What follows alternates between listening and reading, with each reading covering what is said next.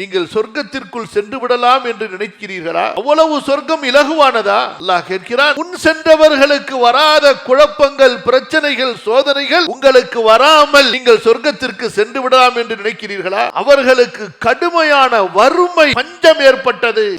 எதிரிகளால் அவர்கள் சூழப்பட்டார்கள், நோய் நொடியிலே சிக்கினார்கள், காஃபிர்களால் அச்சுறுத்தப்பட்டார்கள். காஃபிர்களால் அச்சுறுத்தப்படாமல் எந்த நபியும் இல்லை. ரசூல்மார்கள் நபிமார்களிலேயே மிக உயர்ந்த தரஜா அல்லாஹுவால் கொடுக்கப்பட்ட 5 நபிமார்கள். நூஹ் அலைஹிஸ்ஸலாத்து வஸ்ஸலாம், இப்ராஹீம் அலைஹிஸ்ஸலாத்து வஸ்ஸலாம், மூசா அலைஹிஸ்ஸலாத்து வஸ்ஸலாம், ஈசா அலைஹிஸ்ஸலாத்து வஸ்ஸலாம், முஹம்மத் ஸல்லல்லாஹு அலைஹி வ அலா ஆலிஹி வ ஸஹ்பிஹி வஸல்லம். இந்த 5 நபிமார்களுடைய வாழ்க்கையை எடுத்து பாருங்கள். இந்த 5 இறை தூதர்களும் காஃபிர்களால் மிக பெரிய கொடுமைக்கு, அச்சுறுத்தல்களுக்கு, வேதனைகளுக்கு, பிரச்சனைகளுக்கு ஆளாக்கப்பட்டார்கள் என்றால் மற்ற நபிமார்களுடைய வரலாறை பற்றி என்ன சொல்வது? சோதனை என்று ஒன்று மட்டும் இல்லை என்றால் போலிகளும், பிரயோஜனமற்றவர்களும், நயவஞ்சகர்களும், பொய்யர்களும் உண்மையாளர்களாகவே கருதப்பட்டிருப்பார்கள். சோதனை என்று ஒன்று இல்லாமல் இருந்திருந்தால் முனாஃபிக்குகளும் மூமின்கள் தான். பொய்யர்கள் இருக்கிறார்கள் அல்லவா, நயவஞ்சகர்கள், காலை வாரக்கூடியவர்கள், சமயத்தில் நழுவி ஓடக்கூடியவர்கள். மூமின்களுக்கு பிரச்சனை என்றால் சிரிப்பார்களே, எல்லோரும் ஒன்றாக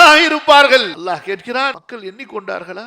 ஈமான் கொண்டோம் என்று அவர்கள் சொல்லிவிட்டால் சோதிக்கப்படாமல் விட்டுவிடப்படுவார்கள் என்று எண்ணிக்கொண்டார்களா? அல்லாஹ் சொல்கிறான், உங்களுக்கு முந்தியவர்களை சோதித்தோம், திட்டமாக சோதித்திருக்கிறோம், கடுமையாக சோதித்திருக்கிறோம். அல்லாஹ் அக்பர். அல்லாஹ் சொல்கிறான், கண்டிப்பாக அல்லாஹ் தஆலா இந்த துன்யாவையே பிரித்து விட விரும்புகிறார். உண்மையாளர்கள் யார், பொய்யர்கள் யார் என்று என்ன நிலை ஏற்பட்டாலும் சரி, அல்லாஹுவை தவிர வேறு யாருக்கும் தலை வணங்க மாட்டோம், அல்லாஹுடைய மார்க்கத்தை விடமாட்டோம் என்று இந்த தீனில் உறுதியாக யார் இருப்பார்களோ அவர்கள் தான் வெற்றியாளர்கள். அவர்கள் கொல்லப்பட்டாலும் சரியே, அவர்கள் தங்களுடைய நாடுகளில் இருந்து துரத்தப்பட்டாலும் சரியே.